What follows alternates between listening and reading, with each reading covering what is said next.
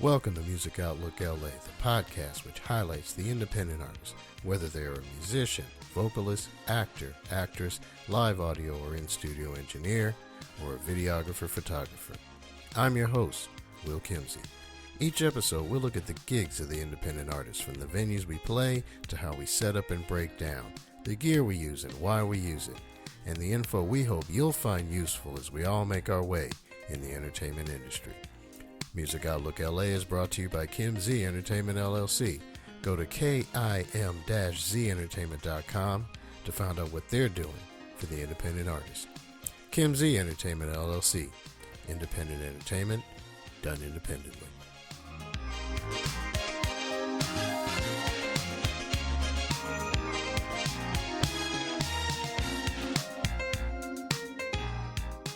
Ladies and gentlemen, this is Music Outlook LA, gigs, gear, and info, and my guest today is John Klymshyn.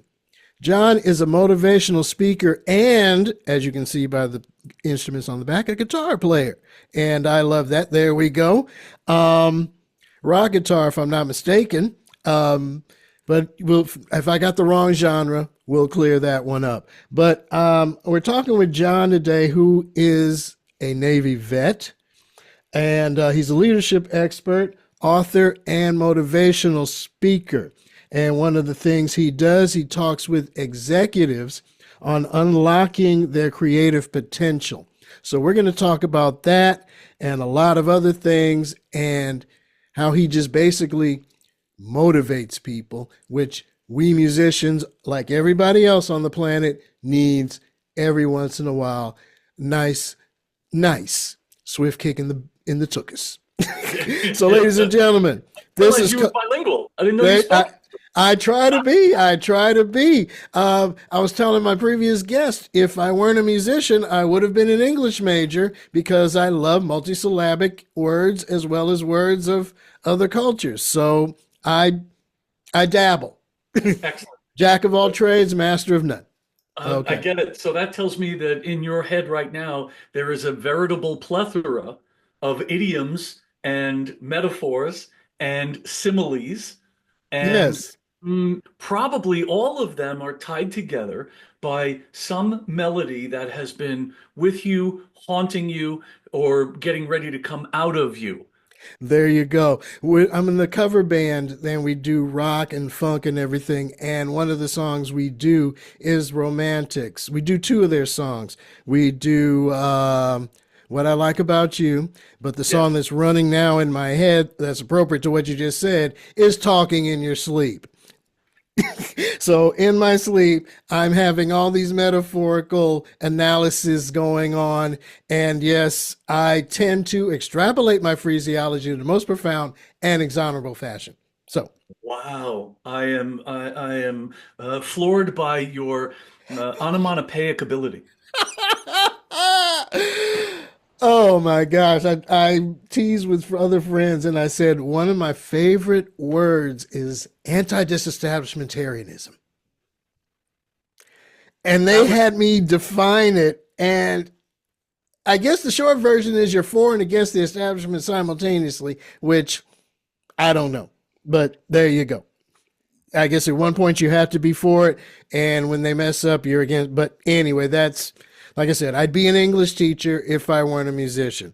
We're either good at math for counting purposes and other things, or we're good with the spoken word for lyrics. Exactly. So that's us. But John, and as they call you, Coach K. They do. Let's talk about your diverse career. You've gone, as I mentioned earlier, from Navy veteran to sales and leadership expert, an author, and a motivational speaker. So how did the music play a role in your life during those different phases? Well, don't you love when there's something going on in you, with you, and around you, and in your work that is clearly obvious to everyone around you, but somehow not obvious to you? Over the course of time since I left the Navy and I married my wife and dragged her back to New York City because I was planning on being a famous songwriter, the the constant thread has always been music, because as someone that you and I have something in common. I don't know that I would have the patience to be an English teacher, but I spend a lot of time teaching people the wonder, the glory, and how useful it is to elevate the language that we use, the language that we craft, the language that we deliver. So it was probably about 12 years ago. I had a client that was an attorney, and very bright woman, very funny. And I said to her, I've always been interested in the intersection between language and music. And it had never occurred to me before that moment, Will. It just came out of my mouth. And she said something very interesting. She said, well, that's your path of inquiry. And I looked at her and I said, what does that mean? And she said, I have no idea. I've never said that before. And I said, okay, so I've never said I was interested in the intersection between language and music, and you've never said that. Well, here's what when I Hmm. reflected on the train ride back from San Diego back up to Los Angeles, I reflected on that and I thought, I was selected when I was in seventh grade in New York to start studying a foreign language. Now, because of history, because of background, because of whatever, I was given the selection of either studying German, French, Spanish, or Russian. I chose Russian. Turns out our family is actually Ukrainian, and we won't get into that long discussion today. However, there are some similarities between Russian and Ukrainian, and I studied Russian for 5 years, from seventh to 11th grade. It Hmm. helped me to Hmm. graduate a year early, and I found that I had an ear for languages. Uh-uh. My first Russian teacher, she said to me, "Talentovomu malchiku," which in Russian means you're a talented student. And she said, when I listen to you speak Russian, I hear a Muscovite. I hear, she says, that your phrasing, your tonality, your emphases, it sounds like someone who grew up speaking Russian. So later in life, as I joined the Navy and I was sent over to southern Spain, thank you, tax dollars, I spent 6 months on the Costa del Sol, and we had people co-working with us from that were Spanish nationals. And part of the United States agreement with Spain at that time was that a percentage of jobs being done on the Navy base had to be done and filled by Spanish nationals. And when I found this out and I started working with them, I asked them, please only speak to me in Spanish, because I thought the more they speak to me in Spanish, the easier it will be for me to pick it up and become conversational. And in a very short period of time, I did. So fast forward to many years later, and I'll tie it all together. The the thing that the great gift that musicians have is their ear. We hear tones, we hear half tones, we hear and feel resonance. And I think that we are consciously aware of that. Earlier in life, it's almost instinctive to us. You know the old musician joke, right? The fact that you can play the trumpet doesn't mean that you should. Hmm. A lot of Yeah, people can yeah. pick up an instrument and get sound out of it, and then there are musicians, right? Yes. Yeah, Yes. I've seen a Yes. whole bunch of people pick up an alto sax, and I've also listened to Branford Marsalis. Sorry, there's a huge gap. We are kindred spirits. I know we are. We've got to be. Here's the first one. My wife did the 23andMe. Guess how much of me is Russian? I've got On an old 10%. 10, how Yes. much? I've got 10% Ukrainian. I'm not joking. Whoa! Yes. So I teased my wife and I said, oh, so that means I'm going to have to learn to eat borscht, huh? Well, fortunately, neither of us have had to suffer through that. I understand it's like Russian version of shepherd's pie. Not Yeah. quite, but That we'll let yeah, it go for now. exactly. That was the closest dish I could think of. But as soon as you said Ukrainian, I'm like, okay, yeah, that's another conversation for another time. But I have that in my blood. So, That's wild. and the second thing is you had me at Branford Marsalis. And that's all I'm gonna say. Understood. I get it. And I don't know why I thought of him, but anyway, whenever I'm sitting down to write, to work on one of my books, I put on The Ruby and the Pearl. Enough said. It is such a masterful piece of writing and a masterful performance. For them to have been able to capture that in the studio is wonderful. And here's the thing. You said that you've interviewed a lot of different people, and most of the people that are going to listen to this, watch this, read the transcript, whatever, that they're on their own. Well, the truth is we're all on our own. The sooner that we can embrace that and figure out what it is that we want to do, the happier we will be because the more clarity of mind we will have. Hmm. I think there's, well, not I think, I believe that there's something called the decision funnel, right? The decision funnel starts way up here every morning, and Uh-huh. all it is full of all of the things that we could do today, right? I Right. could I could go learn how to fly an aircraft. I could see whether or not I can master calculus, or I could do what I'm really good at. Yeah. Yeah. Right? So I Right. could do all of these things. Then we filter those out as the coffee is starting to take its effect, and we say, okay, here's the smaller universe of things that I should do. And should is a very potent word. And I think that the choices that we make every single day, because today is gone like that, the choices that we make every day have to be driven by what is it that I should do today? Should I work on my career? Should I find more people to collaborate with? Should I sit down and do what I've been promising people I've been going to do for a long time? And then there's the big one, the really, really small universe of what I will do.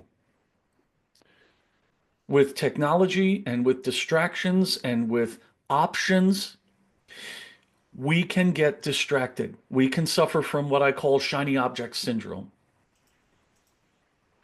What is it that you are going to, what will you do today? And you have to do it with a level of will. And when we talk about Branford and we talk about innumerable musicians, composers, artists, there is a big difference between inspiration and motivation. And you said earlier, I'm a motivational speaker. When I get to be in front of audiences, they get a little worked up. I'm high energy and I'm talking a lot and I'll make, weird jokes and stuff. The transformation is going to come when people can connect with what inspires them. Mm, You know, mm, Pablo Picasso was asked, where do you get inspiration? And his hmm. response was, I believe in inspiration, but it tends to show up when I'm busy working. Wow. Wow. And I thought the definition of a musician was a good one. Well, thank Someone you. who loads $5,000 worth of gear into $1,000 car to drive 100 miles for a $50 gig. And talks about it for 3 weeks beforehand and for a month after. There you go. Because we love it. We do what we love. And that's pretty much all anybody can ask of you. And you just segued into the next one that I want to ask. And I'm going to skip one and go to this one, Okay. creative potential. Hmm. You work with executives and I'm sure other people to unlock that creative potential. So, how do you see the connection between musical creativity and the kind of creativity that's needed for success in business and leadership? Well, it's a great question, and I'm glad that you skipped to it because unlocking indicates that something is frozen, locked, stored away, or kept away from the person with the potential. And that's okay because this is in the vernacular, it's a colloquialism, and I know you love both of those words. Right. So here's the thing.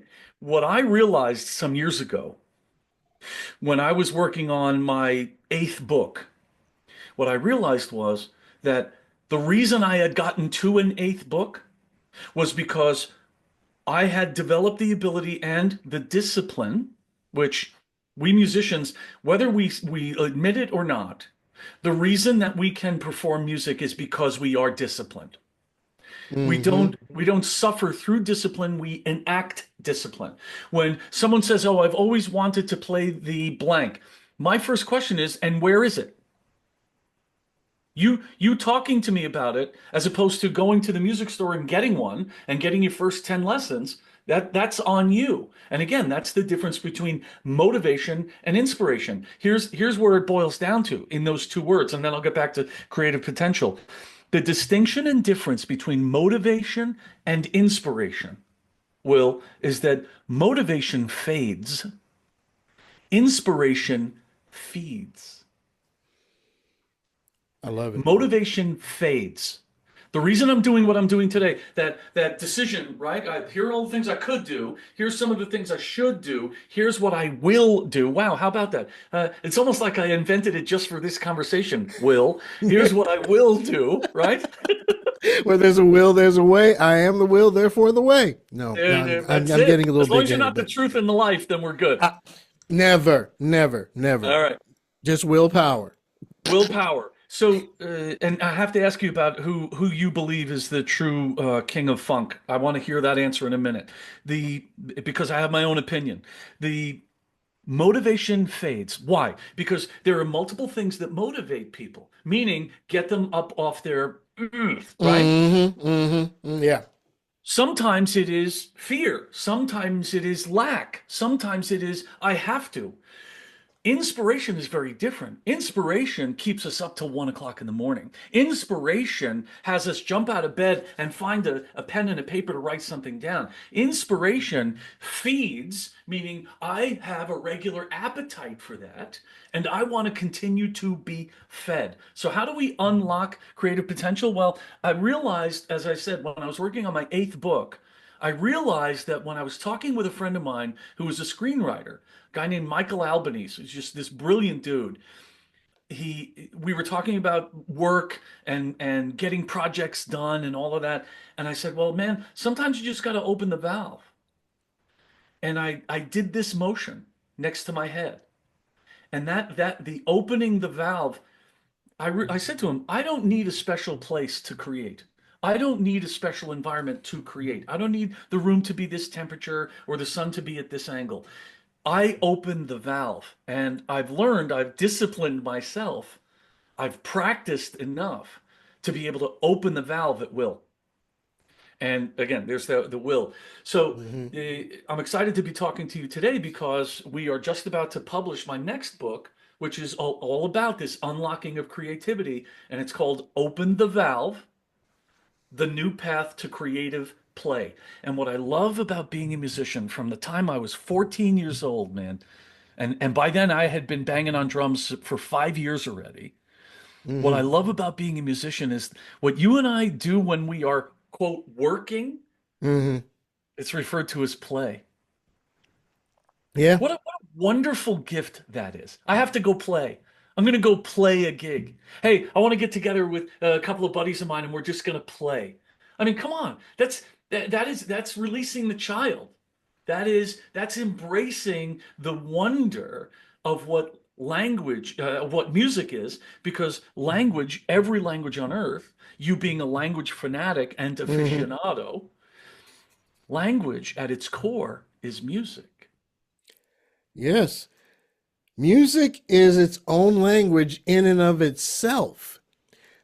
As you very well know, the theory behind music, eighth notes, quarter notes, whole notes, half notes, how you can put C in the bass over a D minor 7 to know that that D minor 7 can also have a fifth as a flat. The various theories and things of that nature. I was telling a previous guest, music has rules that are meant to be broken. The thing is, we do it because we love it. We understand what we're doing. We've taken the piano lessons, the guitar lessons, the sax lessons, trumpet, trombone, and other instruments because we love it. I had a high school teacher who recently passed at Palisades. His name was Joel Lish. I'm sorry. and we were doing West Side Story, my junior year. This would have been 82. And the bass player was out sick, good friend of mine. And he asked me, Will, could you go play bass? I'm like, I don't know how to play bass. I play clarinet and I play piano. That's all I know. And he said, You pick up stuff easily. There's the beginner's book, four strings, E, A, D, G, chromatic scale. I just need to hear the whole notes. Just go play it. So I go and I pick up the bass, and the bass, stand up acoustic, is bigger than me. I'm Oh, only 5'5". I mean, the bass is way up here, and I had to get one of the stools, sit on the stool, and I had to use my ear because the acoustic stand up bass, for those people that don't know, has no frets. So I had to guess roughly where it is with my ear and what I've seen my friend do. Um,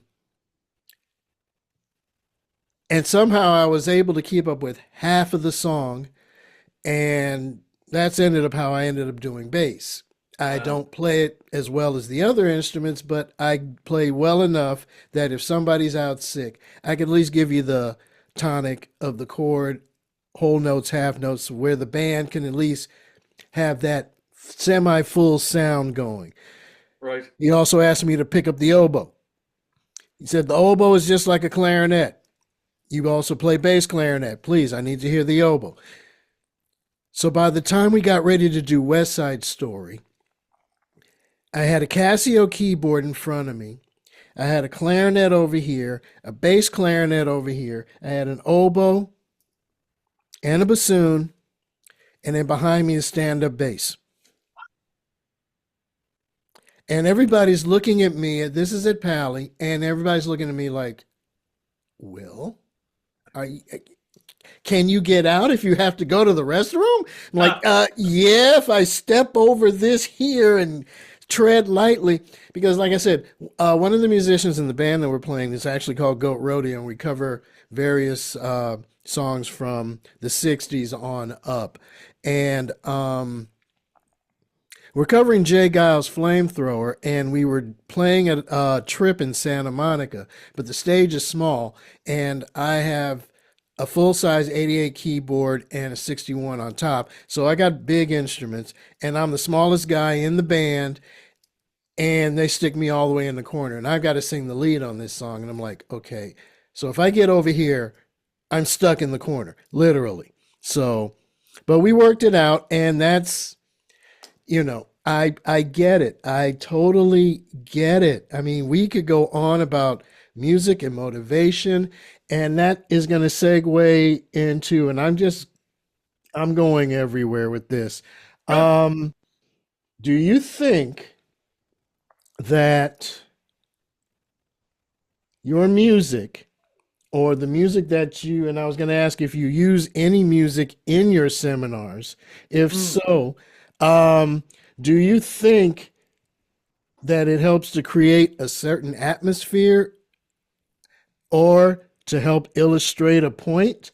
And if you do, what kind of music do you put in there and why do you use it? okay. I absolutely have incorporated music into what I do, however, not recorded music, nor do Right. I bring anything like what you see behind me. What I do is I show up with the first musical instrument on earth. You know what that is?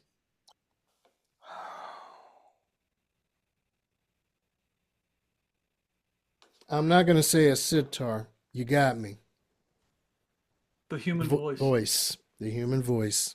Yep. So think about it. I said before that language at its core is music, and language, you said, has its own music. Of course it does. So as a speaker, as I'm moving around a room with 40, 50, 175 people over the course of my speaking career, I've learned that planting myself at the front of the room behind the podium is killing half of the energy that we can share. right? This is Mm-hmm. why musicians that don't have 88 keys that are sitting on the stage, that's why they move around so much, right? Drummers, we're flailing like this, right? I was a drummer first and then a singer, and now effectively what I am is I am a singer who plays guitar. I wish I was a better guitarist, but we're never happy. So the language, the music that I bring to what I do is all about how I use my voice. Because when I have a specific tempo, when I bring a certain timbre, and when I start to make a point and I clap my hands or I slap against my chest, I will also make jokes. I'll say, one of the things we need to do is we need to make sure we don't forget this key point out. So just using little devices like that. Their music is in every cell of my body. It is in every fiber of my being. It is I was just doing a coaching session with an executive, and I shared with her what we hear, the sense of hearing, because we see, we smell, we touch, we taste. The sense of hearing is the one sense that we have that is completely unfiltered. Mm-hmm. When you hear something that resonates with you, you do things like what you just did. Because that resonance is what makes us feel alive. So my journey at this point, my path of inquiry is how do I help more people, as many people as possible, to find to explore depth in their life and feel resonance in their work, whether it's performance, whether it's writing, whether it's figuring out numbers on a spreadsheet, whether it's leading a company that does $100 million a year in revenue. These are the arenas I operate in. So when we talk about opening the valve, when we talk about unlocking creativity, where that comes from, Will, is from asking questions that don't make people think. Those questions invite people to think. Right. Einstein said that thinking is the single most difficult operation that anyone would potentially involve themselves in, and that's why so few people do.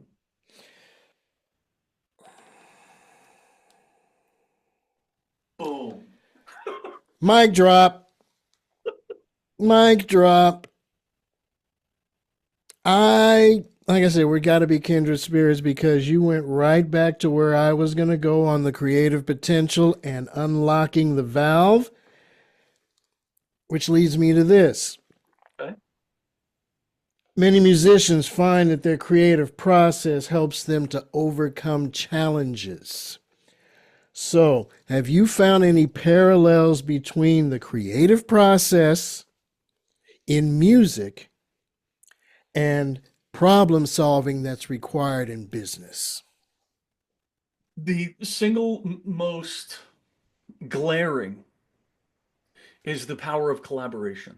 Mm-hmm. Because when we collaborate, kind of like our conversation today, right? Yeah. We had no idea where it was going to go. Of course, we prepared some questions, but we didn't know whether or not we were going to connect or find things in common or laugh together.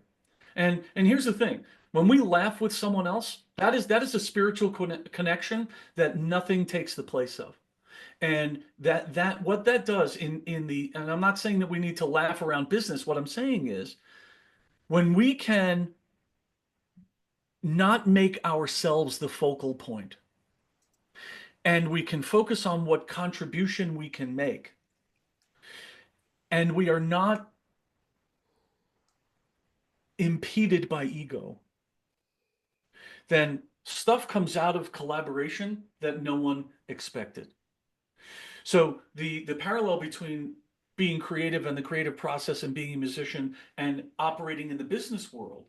And I think that many musicians and band leaders and songwriters, I think they allow ego to get in their way because the way that business operates is not based on how you feel. The way business operates is whether the question is how can we make a profit?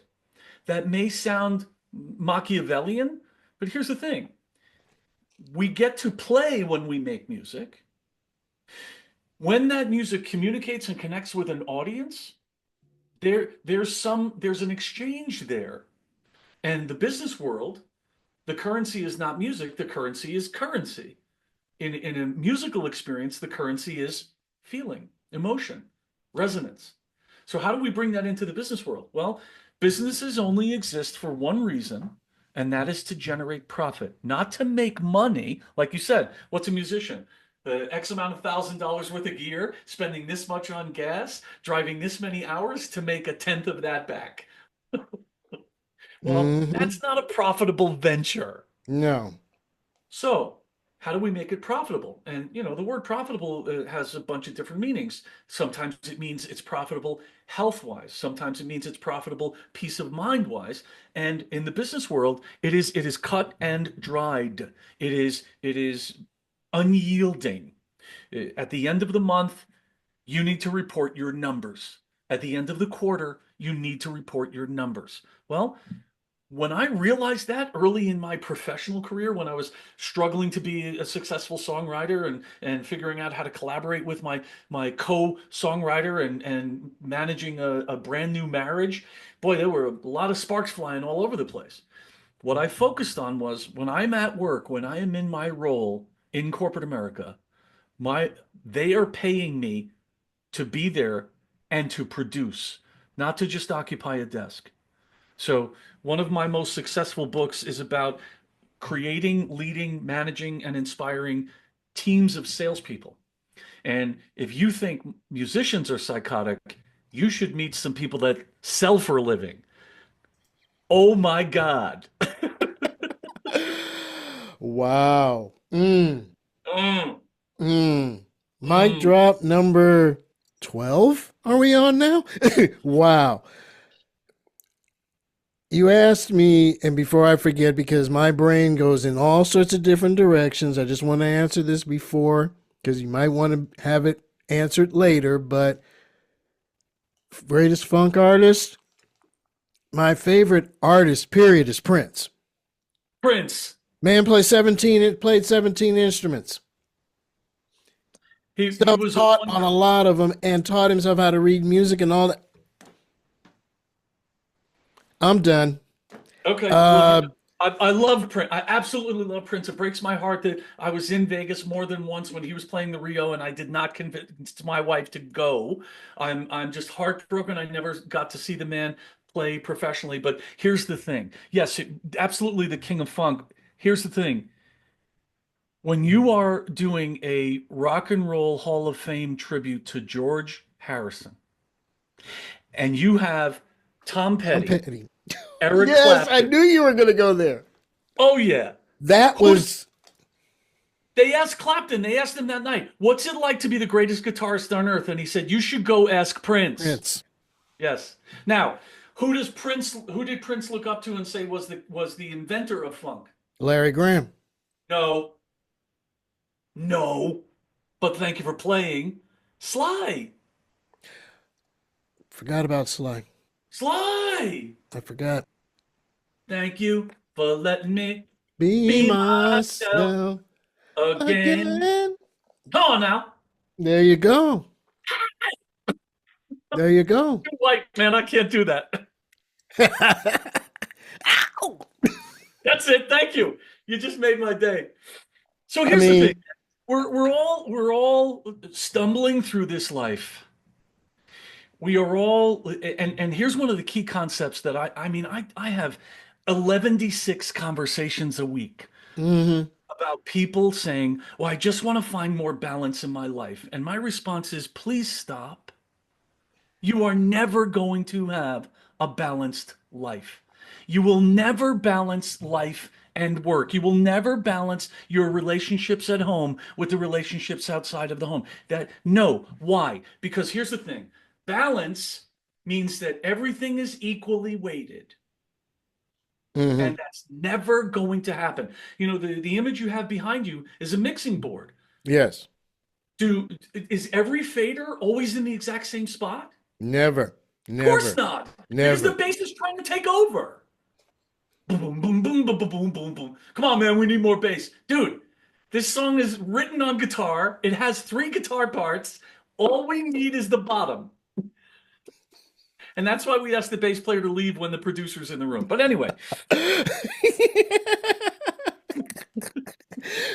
Well, I like to think that somebody with a cowbell would disagree. oh, I just happen to have one. Would you like more cowbell? Yes, we need more cowbell. All right, so here's the thing. Don't look for balance. I think it is the great American lie that we should try to find work-life balance. Excuse the expression, that's horse shit.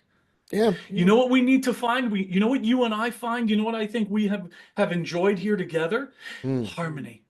Yes. When I am in harmony, I'm unstoppable. When I am in harmony, I'm inspired. When I am in harmony, people are drawn to me. And I'm not talking about me, Klymshyn. I'm talking about us humans Yeah. stumbling through this life. Replace the search, the work toward, the desire, the obsession with balance. Replace that with working toward harmony. Mm-hmm. Mm-hmm. There you go. There you go. I mean, I think we all struggle at some point to find harmony. But like you said, people try to find balance. And I was today years old when I realized that I was one of those people who tried to balance everything out. I will now accept the fact that things just aren't going to balance, but I will say this, I do trust the process. I And you have to trust the process. I mean, I believe I'm a little older than you, and we're not going to mm, get into that. But when I was growing up, there was mm, a regular television show on Sunday nights, and every couple of weeks, they would have a performer on that was a plate spinner. You familiar with this concept? yes. Okay.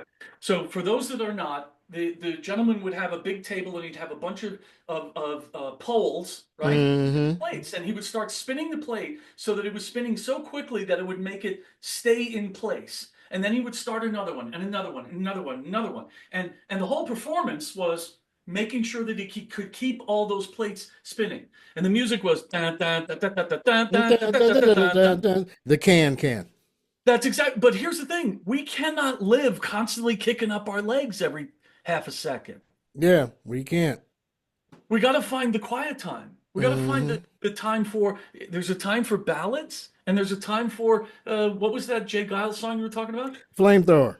Flamethrower. Hmm. And that's what makes the joy of creating a set so wonderful. And that's why we rehearse. And that is why we think about what we're saying during rehearsal, because it is up to us not to motivate our band members, but to find what inspires them and to keep Hmm. feeding that in whatever way we can. And the thing about balance means that ego gets left at the door. Famous line Quincy Jones used when he was Oh, did you doing really? when they were We are the doing We world. Are the World. He had the big sign over the door. Check your ego at the door. The door. What Bach, I'm word? sorry. I just before I forget, Yes. Beethoven, and I looked over on my wall here, and I got this from Amazon. Nice wall decoration because I noticed yours says inspire. I have a quote from Beethoven. To play a wrong note is insignificant. To play without passion is inexcusable. Well, that. I have a mic drop. The score is 100 for John, 1 for Will. I love it. That's it. I mean, just talking to you is inspiring me to do more. To do more. And I guess that's what you go out and you do. You help people open the valve, unlock the potential. And your books, when you were writing them, I was speaking with a a film critic before, and he was talking about going and looking at, the whole body of work. And we also got to talking about the script and comparing it to the music and the rules and how not to basically leave plot holes in the script. Hmm. Similar to music, don't put the wrong tension in your chord change unless you're doing it on purpose and you're trying to create some kind of dissonance. But with regards to your books, um, how did the process of writing your books and or promoting them, getting them out there, which is like releasing an album or whatever, Yep. how did that influence your understanding of reaching the audience and maybe building a following? Because we are talking to young musicians, young writers, people in the industry in various walks of life who are not doing this through the old traditional like record labels or the big machine or whatever, Or and they're like me doing it on our own. You also mentioned that at the end of the day, as a business owner and business person, at the end of the day, you have to have your balance sheet finished. At the end of the quarter, and I'm paraphrasing, but at the end of the quarter, you have to have the numbers ready to present to the boss. So we're talking to the young people to try and give them, and older folks, whatever, that are just trying to get into it. Um, and they have to build a following to some degree outside of the love for what you're doing. So, how did all of this help you? Did it?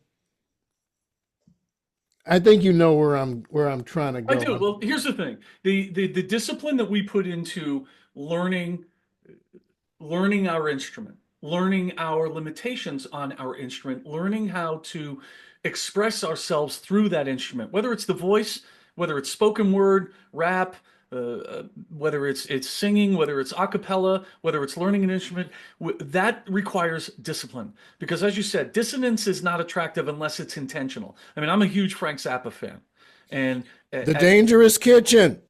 yeah, baby, that's exactly right. If it ain't one thing, it's another. The zucchini will eat you for supper. Billy was a mountain.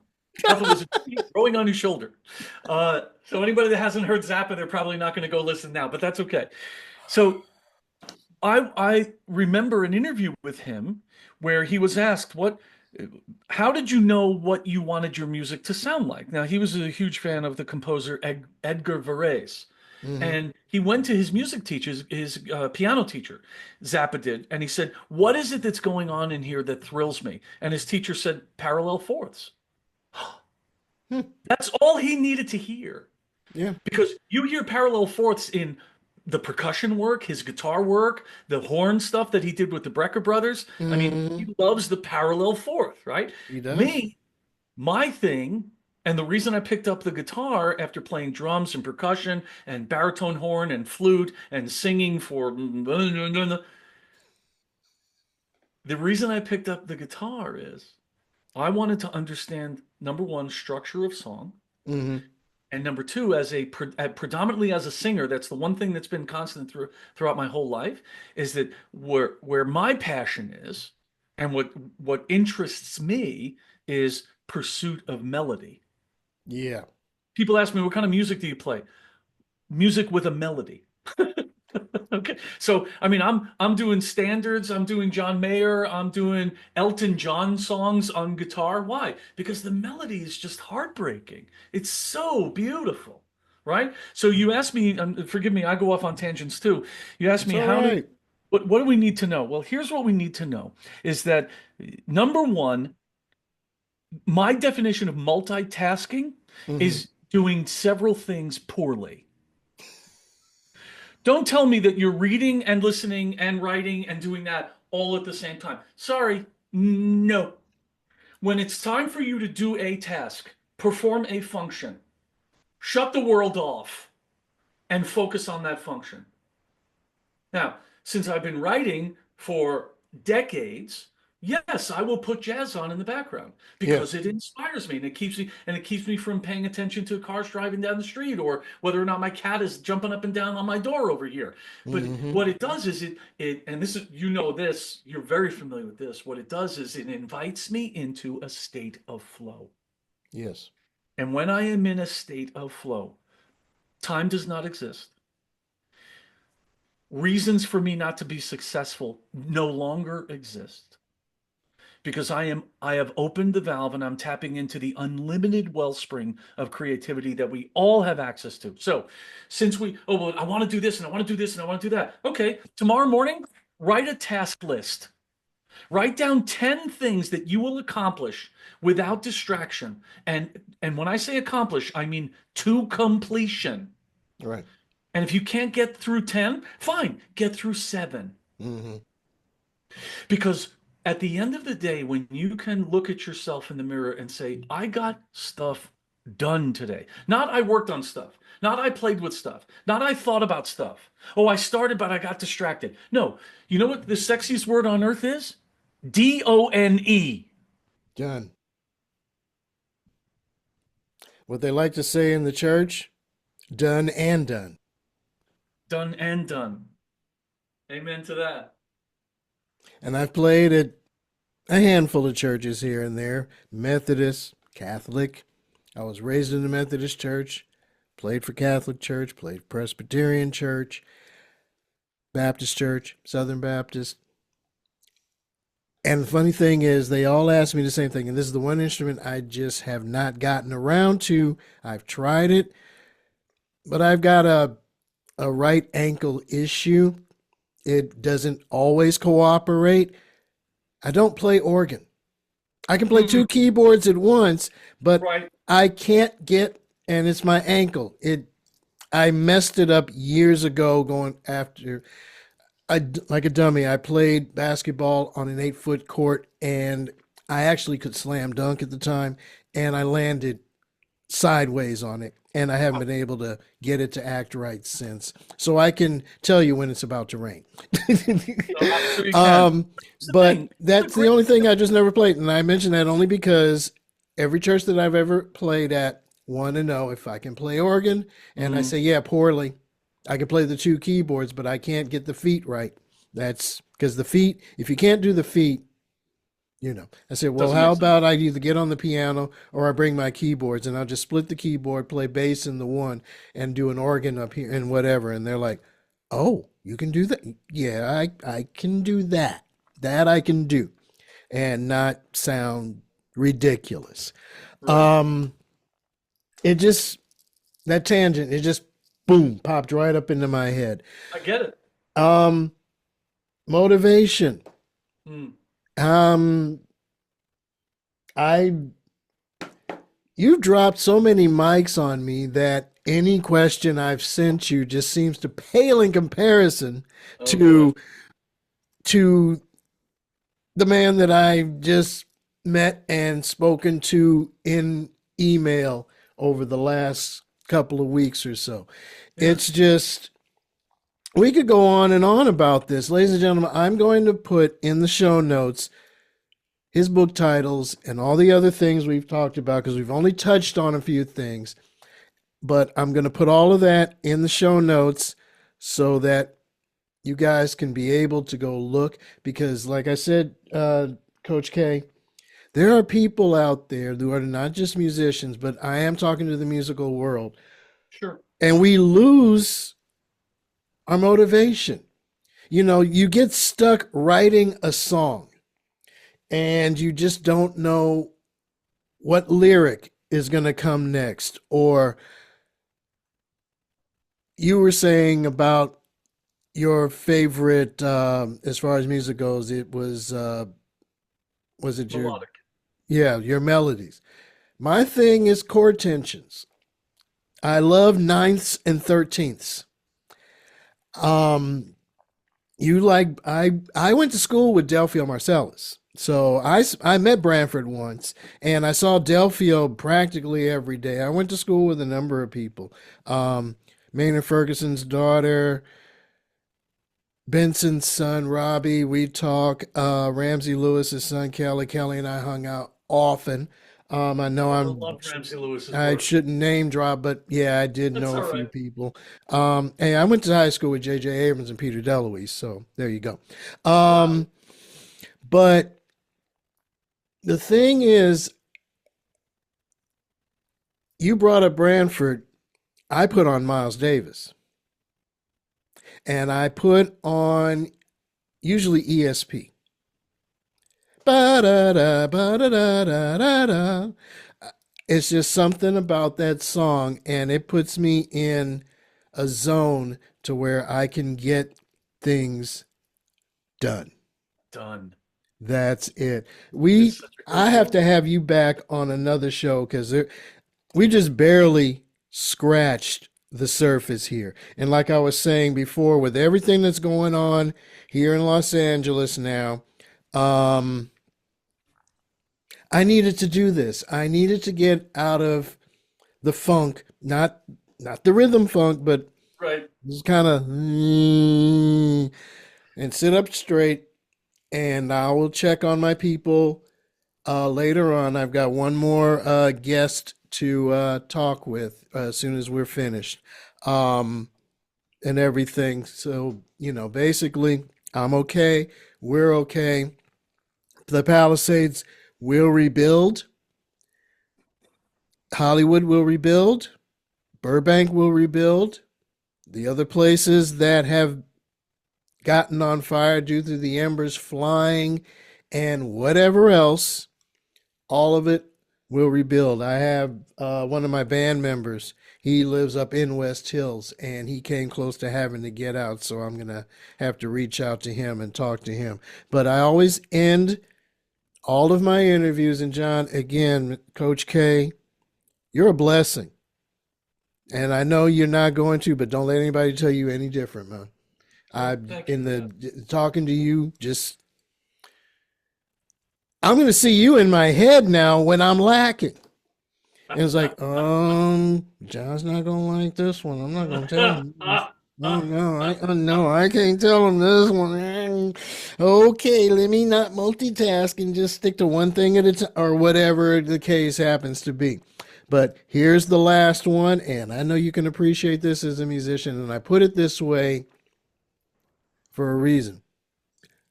What's in your car? In other words, what do you listen to when you're out and about? You mentioned a couple of things. Who do you listen to when you go? You mentioned jazz when you're working. Just throw out some people. Huge King Crimson fan. I'm a huge John Mayer fan. My son has introduced me to Tool. He and I went to a show last year right here in Nampa, Idaho. Mm-hmm. I'll tell you where the great joy of listening to music is for me now and has been for probably about 5 months. It's on XM radio. Mm-hmm. John Mayer has his own channel. Yeah. And what he does is he plays the music that he loves. He as he should, he plays the music that he has created. And Mm-hmm. what is cool is that he talks about it. There is a DJ, I guess they don't call them DJs anymore. There's another guy that works on XM named Earl Bailey, and he's on both deep cuts and classic vinyl. And Earl Bailey was a DJ on Long Island where I grew up for a radio station called WLIR, which, wow, isn't that convenient? Long Island Radio. Mm-hmm. And he would just bring such eclectic sets together, right? He would, if it was about food, he would find 17 songs about food and they would just play them all in a row. And what John Mayer is doing is the closest to eclectic, listenable radio that I've heard in 20 years. I told you before, I lived in Los Angeles for 37 years. Very difficult to find a radio station that wasn't programmed to be programmed so that everybody could run the program, right? Yeah. Us musicians, we want to hear Tori Amos, and then we want to hear Katie Lang, and then we want to hear Tool. It's Mm-hmm. I want to listen to wow. Oh, I forgot about this. So he did an introduction to a Bonnie Raitt tune that I have loved for years, and it's called "The Only One," and it was Mm-hmm. produced by Don Was, and it just has this really upbeat kind of thing, and there are these background singers. He's got male background singers on the tune, and just has this. optimistic, upbeat, popish thing, and it's so out of character for Bonnie Raitt because she was a R&B, guitarist who just lived in the whole the world of Little Feat and all those cats. But when you ask me what do I listen to, the first button I push in my truck is Life with John Mayer, and I get no royalties for saying that. We cover Queen of California. Um, it's one of the older ones, I guess, that got his career off. It was one of the pop ones that fall in the, I guess, on the category of what he does. I don't know how else to say it, but Yeah, that's one no, of I the understand covers. it. Yeah, He that's listen, that's one of the covers. he got on the radio and he did well with that. And then the next thing you know, you turn around and he's touring with Steve Jordan and Pino Palladino. Yeah, And he's yeah. like he's blowing you away with this guitar, this blues guitar. And it's like, that's the guy that did I Want to Run Through My High School. There you go. And there's a couple that I have that are favorites, and one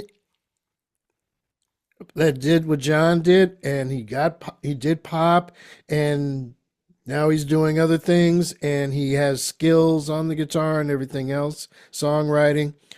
He reminds me of Slash for Guns N' Roses for this reason. Yes, Slash is a damn good guitar player, period. I heard Shredder. his work on He Shreds and everything. But then he did Obsession Confession, and I heard it on the wave before it went pop, when it was still doing jazz and smooth jazz. And the DJ at the time, I think it was Pat Prescott, Okay. she said, and this was Slash Obsession Confession. And my jaw just dropped. Well, I have to go find that. It's a beautiful song. He just plays and plays and plays, no singing, and it's complete jazz. And it sounds more like a Spanish guitar kind of thing that he's got going on. It's just, and another group, and I'll close with this, the Yellow Jackets. They have one of my favorite piano players, other than Herbie Hancock and George Duke, is their piano player, and his name is Russell Ferrante. Um, they're just, I got to see Prince live. Matter of fact, my wife, when we got married in Vegas, he was playing with Third Eye Blind, the girl group, and it was the only time I got to see him before his passing.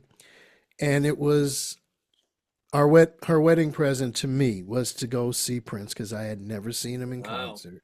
And we saw him. And I also got to see at the same show when I was going in Boston, going to Berklee College of Music, Patti LaBelle with the Yellow Jackets. And they used to have concerts Wow. in the park at Charles Park and next to the Charles River. Because if you're at Berkeley, you go across the river and there's MIT, Uh-huh. in Cambridge. So we would go out of Berkeley, walk down to the park. I forget the name of the park, but it's right against the Charles River, where the what's the sport that Harvard, Golf. the rowing team, they They call it practice on golf. there all the time. And you go down, I don't know, maybe the equivalent of 7 or 8 city blocks, and they have a quad area, live free concerts all the time. And that was when I got to see them live. One of my friends in the dorms introduced me to Yellow Jack. Very technical jazz. They can go to the old school style, the new style. Check them out. They're one of my favorites. When I write music, I'm inspired by Prince, Yellow Jackets, and Quincy Jones. That's That's those are some formidable entities and composers. You mentioned almost offhand. You mentioned George Duke. Some of my favorite Zappa sessions feature oh George yeah, Duke. yeah. Uh, He played for him for a minute. yeah, He played and, for him for a minute. and you know why he left the Zappa band? Hmm. Because Maynard Ferguson asked him to go on tour with him. Oh, that's right. That's He said, right. I love playing with Zappa, but when Maynard Ferguson calls you, you go. Hmm. You go. You go. Um, Well, what a thrill to meet you, man. it is a thrill to meet you as well. I'm just, we're gonna have to talk more because I want to pick your brain and just shoot the fat. Yeah, chew the fat. Shoot Chew, the chew it. little. Chew it. I almost said the other thing, but I'm not. I No, understand. I'm trying to keep it PG and G rated here at Music Outlook LA. All right. Coach K, John Klymshyn, motivational speaker, musician, and one heck of a guy. Thank you so Great guy, much, man. sir, for giving me the opportunity. And ladies and gentlemen, that's going to do it for this episode of Music Outlook LA. Gigs, gear, and info. And as I said, John Klymshyn, Coach K, my guest, thank you so much.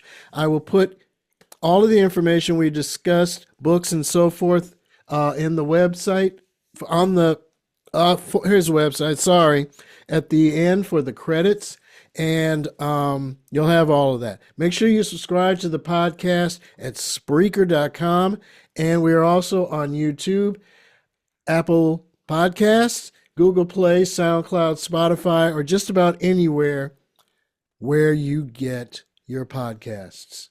And please take the time to rate the show at podchaser.com. I'm Will Kimsey, aka WK Music. Peace.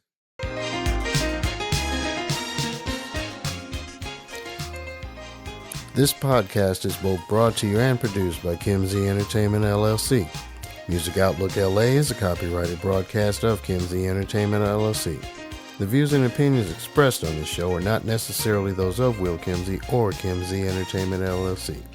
Any rebroadcast, reproduction, or any other use of this product without the express written consent of Kimsey Entertainment LLC is strictly prohibited.